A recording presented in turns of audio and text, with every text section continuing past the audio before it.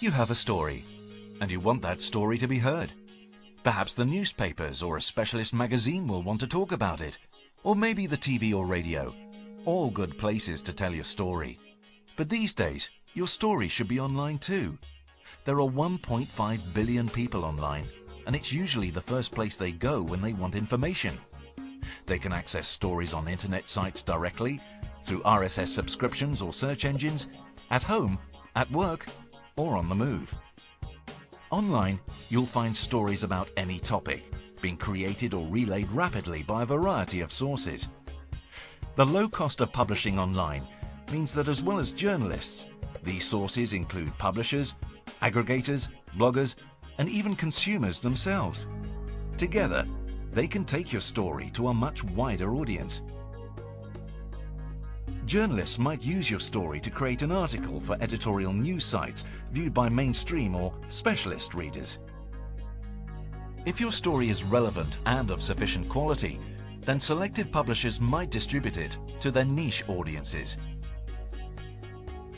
Non-selective publishers and aggregators catalog information like online libraries so that people can find your story. Bloggers talk about topics that interest them, so they might include your story as they network with others and engage in a two-way dialogue with their community. Finally, your story may appear on user-generated content platforms such as YouTube and Wikipedia or forums, places where people share their creativity, knowledge and opinions with the global community at large. All these different creators, distributors and consumers are able to tell their stories through a variety of media, words, images, audio and video, and respond to stories being told by each other, bouncing ideas in many different directions and often in unpredictable ways.